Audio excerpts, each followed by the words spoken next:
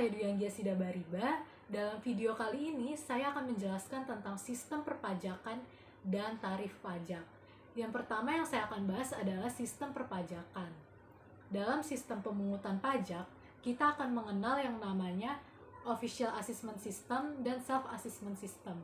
Yang pertama yang saya akan bahas adalah Official Assessment System. Kalau Official Assessment System ini, aparat pajak yang menilai dan menetapkan terutang. Dalam hal ini masyarakat sangat pasif, yang artinya masyarakat belum bisa membayar pajak apabila aparat pajak belum menentukan jumlah pajak yang harus dibayarkan oleh masyarakat. Contohnya ada seorang pengusaha yang akan membuka usaha dan dia wajib membayarkan pajak. Tetapi aparat pajak tersebut belum menentukan jumlah pajak yang harus dibayarkan oleh pengusaha tersebut. Maka pengusaha tersebut belum bisa membayar pajak. Jadi harus nunggu aparat pajak menentukan jumlah pajaknya. Yang kedua, ada self-assessment system. Self-assessment system ini kebalikannya dari official assessment system. Self-assessment system ini artinya negara memberikan tanggung jawab dan kepercayaan untuk masyarakat menghitung, menyetorkan, dan melaporkan sendiri kewajiban berpajaknya tanpa menunggu penetapan dari aparat pajak.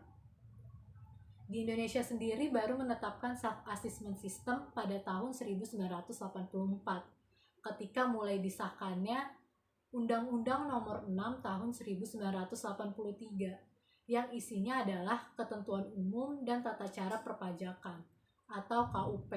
Sejak saat itulah masyarakat yang aktif menghitung kewajiban berpajaknya. Biasanya self-assessment system ini belum bisa berjalan 100% dengan lancar karena masih ada masyarakat yang belum bertanggung jawab dalam membayar pajak. Maka dari itu ada tim pemungut pajak ketiga sebagai tim penengah, yaitu withholding system. Dalam withholding system ini, negara meminta tolong kepada pihak ketiga untuk memungut pajak tersebut. Misalnya jika ada majikan atau perusahaan yang akan membayar gaji karyawan, maka perusahaan tersebut wajib memotong gaji karyawan tersebut untuk membayar pajak. Ada di PPh pasal 21.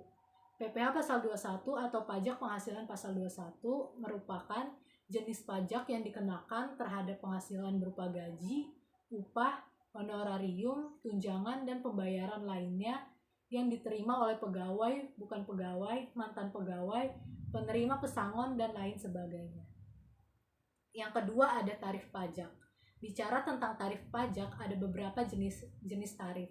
Yang pertama ada tarif progresif. Tarif progresif adalah presentasi tarif yang digunakan sebagai semakin besar bila jumlah yang dikenai pajak semakin besar.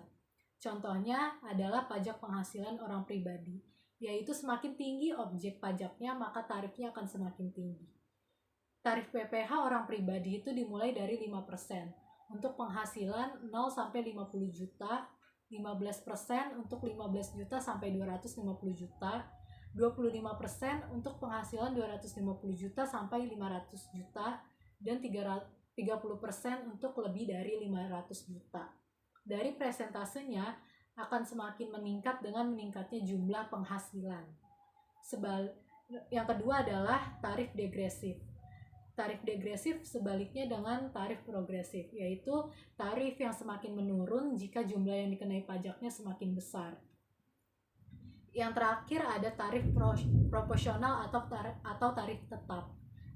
Tarif proporsional yaitu berupa persentase yang tetap terhadap berapapun jumlah yang dikenai pajak, sehingga besarnya pajak yang terutang proporsional pada besarnya nilai yang dikenai pajak. Contohnya pajak pertambahan nilai 10%.